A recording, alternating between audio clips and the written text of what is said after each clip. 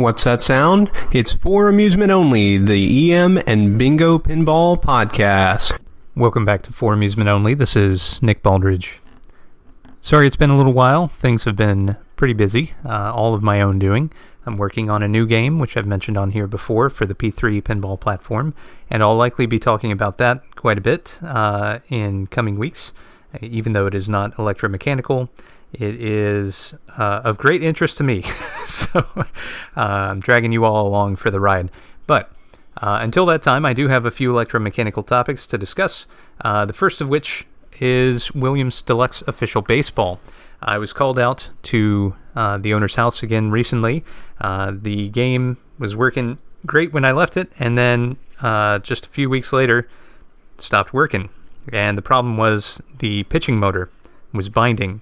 The pitching motor was working perfectly fine when I was out there, so I was a little confused as to what might happen. The owner had already contacted somebody about getting a spare motor, but he sent me a couple photos and it didn't look burned or have any particular bad looking areas or cooked areas, so I was skeptical that a new motor would actually fix it. I figured it was some kind of mechanical problem, and turned out I was right. So I went out there, and the whole unit had been greased over time, and during my initial service, I didn't take that unit apart because the switches on it were operating properly, and the game was moving and scoring as it should, so there was no reason to do so. However, this time there was a reason, and that's because things weren't operating properly. So took it all apart, and just every piece that could conceivably be slathered in grease was slathered in grease, and the grease had solidified, hardened, and become immobile. So I don't really have an explanation as to why it was working and then it all of a sudden wasn't, but I will say that once everything was cleaned off, sanded, polished, and made to look sparkly new and lightly lubricated where necessary, the thing operated like brand new, and the motor was perfectly fine. The owner had shut the game off when the motor started binding, so it's not like it cooked itself. Everything, worked okay. The only thing I was concerned about was possibly a tooth or two missing on a sacrificial gear for the motor, but no. Everything was fine. So it's an unusual game, and I'm glad I had the opportunity to work on it. The pitching motor unit is a bit unique compared to the games that I've worked on. The ball actually comes up through the umpire's stomach and goes into the pitcher's extended metal cup, which is then flung forward.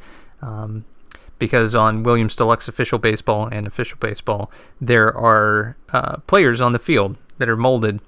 And similar to one of my great favorites, but well out of my price range, the 1937 World Series, the Deluxe Official Baseball has these figures throughout the field, and they guard various holes. So there are holes in the playfield that enable scoring of runs and a home run as well. Now, hitting beneath the shortstops or the base fielders, any of those, when not lit, will give you an out. But if you hit one that is lit, it gives you a run. So it's pretty a little nuance there. This game is too early to have a strike unit. There's only outs. So when you flub a pitch, you can do that as much as you want, which I feel like adding in the strikes not only added an element of realism to the game, in that it made the scoring more accurate, but also it would have decreased the amount of time that each player received for their coin, which would be important if you had a busy location. So I think that missing aspect is problematic from a gameplay standpoint, but some of the cool things that it has are those lighted sections on the playfield that light up at random, and that is a really neat addition because it makes it so that the playfield is dynamic and you're shooting for different shots every time, unlike with most pitch and bats where you're basically, most of the later pitch and bats I should say, where you're basically shooting either straight up the center or in one particular area. So back to this pitching unit and what makes it different, this pitching motor. So the motor is mounted on the side of this big unit. This unit has what's essentially a piston. The piston draws up and down, and a ball rolls from a trough, which is mounted underneath, onto the piston. Piston pushes it up, and it plops out of the umpire's stomach and into the cup of this pitcher's outstretched hand. This piston moves with several moving parts, so it's not just an arm that moves up and down. There are a couple of arms, one of which prevents over travel, and the other of which is, actually moving the piston up and down. So in order to disassemble this, the unit has to be removed. Williams made this very easy, actually. The whole thing unplugs with a Jones plug. This uses one of those flat pack Jones plugs, so you just undo that really quickly and unscrew the pitching motor mount, which is about 4 screws. You do have to remove the figure from the top of the playfield, and then that's another 3 very small machine screws. And then the whole unit just slides out the bottom, and you can take it over to a bench and work on it. So this unit, the arm that actually moves the piston is attached with a roll pin, so you need a pin punch to knock that out. Set that aside. There are several E-clips that hold these different arms on, and each of those, I promise you, were just so completely covered in grease. It was astounding. I don't know what the deal was.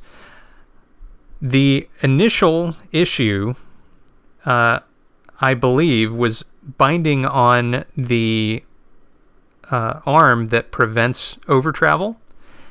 And so a ball was able to get in to the chamber in an area where it wasn't supposed to be. So there was nowhere for the piston to move, and it felt like the whole thing was locked in place rigidly. But really, what the deal was, when wound backwards, was there was a ball in there.